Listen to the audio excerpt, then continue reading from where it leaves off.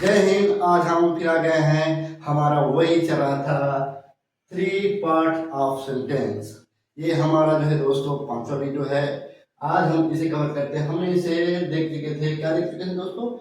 Types of verb, verb के प्रकार हम देख चुके थे। वर्ब के प्रकार कौन से हैं? मेन वर्ब और हेल्पिंग वर्ब। तो हम जो है मेन वर्ब को कवर कर चुके थे। आज हम उसी के जो है आगे हेल्पिंग वर्ब के बारे में एक्सप्लेन करने वाले हैं कि ये होता क्या है, ये किस तरह से हमारे सेंटेंस में या वाक्य में यूज होता है। तो दोस्तों आज का मेरा टारगेट है 500 लाइक्स। तो मैं जो है अपना लाइक सेट कर चुका हूँ। तो आप भी आइए और चलिए शुरुआत करते हैं। हमारा आज का टॉपिक क्या है? सेंटेंस का टाइप। वाक्य के 3 भाग उसी के अंदर में है। टाइप्स ऑफ वर्ब क्या है? वाक्य के प्रकार। ठीक है, हम जो है मेन वर्ब कर चुके थे। आज हमारा सेकंड है हेल्पिंग वर्ब या एक्सिलरी वर्ब, जिसे बोला जाता है सहायक क्रिया। सहायक क्रिया होता क्या है दोस्तों? सहायक क्रिया वह है जो सब्जेक्ट की अवस्था के बारे में बताती है, या कहें वाक्य के समय काल के अनुसार, जैसे भूत भविष्य या वर्तमान के अनुसार इसको क्या किया जाता है? प्रयोग किया जाता है। सब्जेक्ट के जो भूत और भविष्य और वर्तमान, उसी के अनुसार जो है हेल्पिंग वर्ब का प्रयोग किया जाता है। दोस्तों क्या बोल रहे हैं?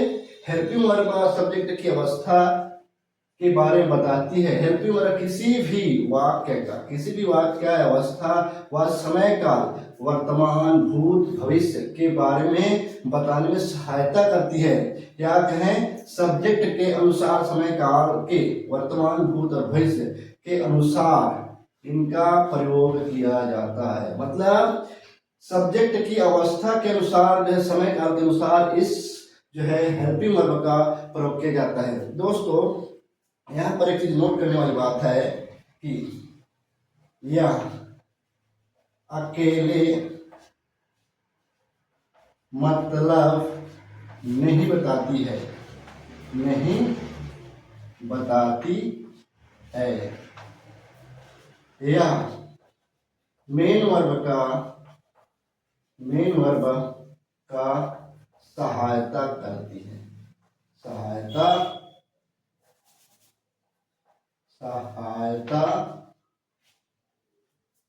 करती है। जैसे सेंटेंस में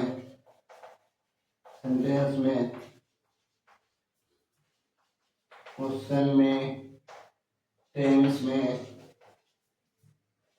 में माने कि कहा जाए तो जो है हमारा हेल्पिंग वर्ब जो है मेन वर्ब का सपोर्टिंग रोल अदा करता है।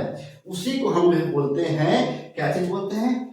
हेल्पिंग वर्ब या एक्सिलरी वर्ब। ये होते कितने हैं दोस्तों? जो हमारे जो है हेल्पिंग वर्ब है वो काम कैसे करते हैं, या ये होते क्या है? तो देखते हैं कि हेल्पिंग वर्ब हमारे कौन से हैं। हेल्पिंग वर्ब कौन से हैं? हेल्पिंग वर्ब या auxiliary verb is, am, are, was, where, do, does, did, has, have, had,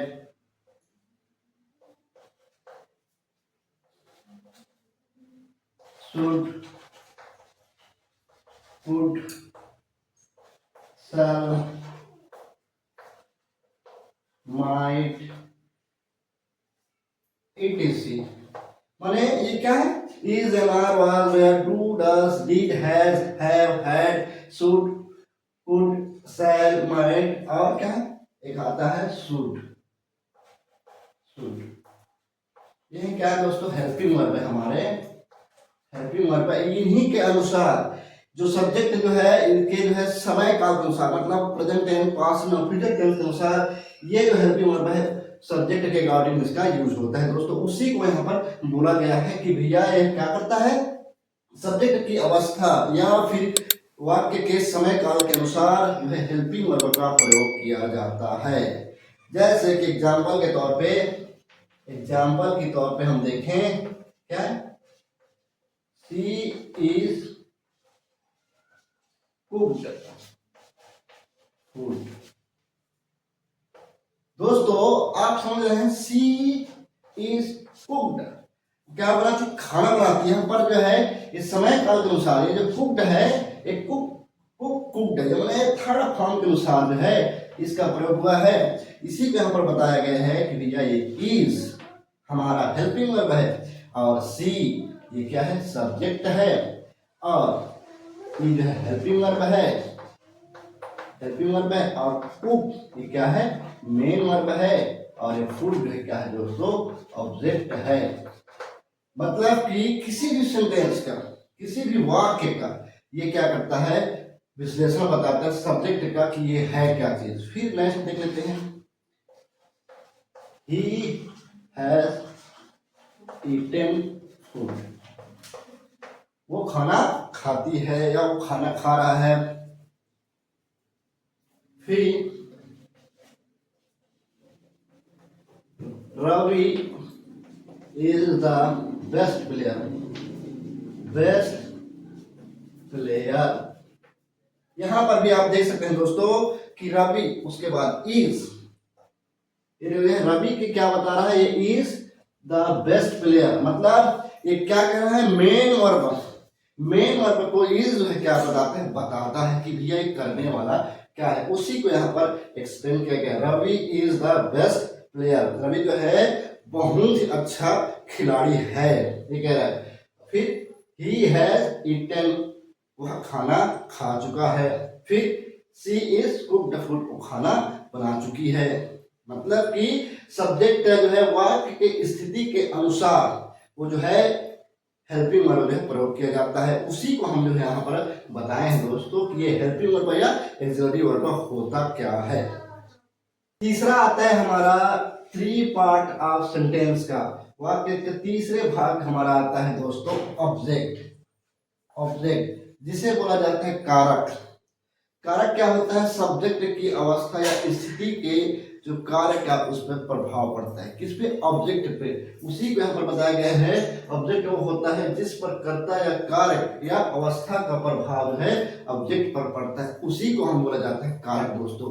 क्या है, object is the one which get effect by the action और the state of the subject, मतलब उसकी अवस्था, उसकी प्रभाव जो है किस पर पड़ता है, सब्जेक्ट के जो भी कार्य करता है उसका जो प्रभाव ऑब्जेक्ट पर पड़ता है, उसी को बोला जाता है दोस्तों ऑब्जेक्ट। एग्जांपल से जो है आप देख क्लियर यहाँ पर डाउट है होगा वो सॉर्ट आउट हो जाएगा। कैसे, Ravi is not a good boy. फिर और ले लेते हैं हम, she is nice girl. Ram is the not student. यहां पर देखिए, आप जैसे देखेंगे कि क्या Ravi is not a good boy, क्या कह रहे हैं, सब्जेक्ट तो हमारा क्या है, रवि है, रवि जो क्या सब्जेक्ट है हमारा, रवि सब्जेक्ट है, और हमारा हेल्पिंग वर्ब कौन सा है, हेल्पिंग वर्ब है हमारा इज। फिर हमारा मेन वर्ब क्या है, good, not a good, main verb हमारा है क्या है, नॉट अ गुड। फिर हमारा ऑब्जेक्ट है बॉय, ऑब्जेक्ट है बॉय। यहां पर देखिए क्या बोल रहे हैं, Ravi is not a good boy, इसका प्रभाव, सब्जेक्ट का प्रभाव सीधा सीधा क्या पर पड़ रहा है, ऑब्जेक्ट पर पड़ रहा है कि रवि जो है क्या है, गुड नहीं है, अच्छा नहीं है। यही जो ऑब्जेक्ट है हमारा, इसी का प्रभाव जो है हम जो है सब्जेक्ट के द्वारा देख सकते हैं। क्या बोल रहे हैं, Ravi is not a good boy, सीधा सीधा हम कह सकते हैं कि सब्जेक्ट का अवस्था, स्थिति या समय काल या उसके जो कार्य कर उसके जो प्रभाव है सीधा सीधा ऑब्जेक्ट के ऊपर पड़ता है। मतलब जो हमारा रवि है उसका जो है ऑब्जेक्ट क्या है, बॉय, रवि क्या है, बॉय है, तो कैसा है, नहीं है अच्छा लड़का, ये कह रहा है तो सीधा प्रभाव पड़ रहा है हमारा जो है बॉय पर, माने ऑब्जेक्ट पर। उसी को यहाँ पर डेफिनेशन में एक्सप्लेन किया गया है कि ऑब्जेक्ट वो होता है जिसे कर्ता के कार्य या अवस्था का प्रभाव है उस पर सीधा पड़ता है। उसी प्रकार सी इज नाइस गर्ल, वो लड़की बहुत अच्छी लड़की है। क्या है? सब्जेक्ट तो हमारा सी है, मतलब लड़की है, तो कैसी है? नाइस है। क्या है? लड़की है। मतलब हमारा जो है यहाँ पर सब्जेक्ट हो गया सी, हेल्पिंग हो गया, वर्ब हो गया इज, मेन वर्ब हो गया नाइस, और ऑब्जेक्ट हो गया हमारा गर्ल। तो क्या है? जो लड़की है उसका सीधा प्रभाव पड़ रहा है हमारा ऑब्जेक्ट के ऊपर, या फिर सब्जेक्ट के जो कार्य अवस्था है उसके जो प्रभाव पड़ रहा है हमारे सीधा ऑब्जेक्ट पर। उसी प्रकार Ram is the not student. अब क्या हुआ? हमारा सेंटेंस क्या पड़ा? राम इज द नॉट, हमारा जो है क्या है यहाँ पर? राम जो है सब्जेक्ट हो गया, फिर जो है हो गया हेल्पिंग वर्ब हो गया, फिर ये जो हो गया मेन वर्ब हो गया, और स्टूडेंट हो गया ऑब्जेक्ट। यहाँ पर देखिए ये सब्जेक्ट का प्रभाव जो है ऑब्जेक्ट के ऊपर सीधा सीधा पड़ रहा है कि रवि क्या है? स्टूडेंट नहीं है। कह रहा है क्या चीज? रवि कह रहा है कि वो स्टूडेंट नहीं है। मतलब हमारा जो है ऑब्जेक्ट, और इसी को एक्सप्लेन करते हैं आगे। क्या हो रहा है? हमारा जो है हेल्पिंग वर्ब जो है मेन वर्ब को क्या कर रहा है? सपोर्ट कर रहा है। हम जो है ऊपर उसके जो है विश्लेषण देखे थे। ठीक है दोस्तों, अब जो है आपको समझ में आ गया होगा कि ऑब्जेक्ट होता क्या है। क्या है? हमारा जो सेंटेंस के वाक्य के 3 टाइप होते हैं। पहला सब्जेक्ट, फिर वर्ब, फिर आपका ऑब्जेक्ट। और वर्ब के 2 पार्ट होते हैं, मेन वर्ब और हेल्पिंग वर्ब। मेन वर्ब वो होता है जो सब्जेक्ट के सीधा सीधा उसका प्रभाव पड़ता है, और हेल्पिंग वर्ब वो होता है जो मेन वर्ब के बारे में बताता है कि भैया है क्या। उसी को यहाँ पर जो है आप देख सकते हैं कि सब्जेक्ट तो राम है, लेकिन उसका जो है डिफेक्ट पड़ रहा है, प्रभाव पड़ रहा है, इफेक्ट पड़ रहा है ऑब्जेक्ट की, वो क्या है? स्टूडेंट नहीं है। तो यहाँ पर आप देखेंगे किसी भी सेंटेंस में तो आपको पूरा समझ में आएगा इसमें जो है सब्जेक्ट है या ऑब्जेक्ट है या फिर वर्ब है या मेन वर्ब है। सारा चीज आपको किसी भी सेंटेंस को देखकर समझ में आ जाएगा। चलिए हम और एग्जांपल से आपको एक्सप्लेन करने की प्रयास करते हैं। आइए कुछ उदाहरण से पूरा समझ लेते हैं कि सेंटेंस बनता कैसे है, और उसमें सब्जेक्ट रहता है कि ऑब्जेक्ट रहता है कि वर्ब रहता है। हम इसे पूरा देख लेते हैं। दोस्तों यहाँ पर है हमारा आई ड्रिंक वाटर, मैं पानी पीता हूँ। यहाँ पर देखिए दोस्तों आई ड्रिंक वाटर, तो इसमें सब्जेक्ट क्या है? सब्जेक्ट है मैं, आई। फिर वर्ब क्या है? पीना, ड्रिंक। फिर क्या है? ऑब्जेक्ट क्या है? वाटर। अब इस सेंटेंस में आपको तीनों चीज मिल गया दोस्तों। क्या है? सब्जेक्ट, ऑब्जेक्ट, वर्ब और ऑब्जेक्ट। फिर उसी प्रकार से student play cricket, student play cricket. Subject क्या है? Student, student.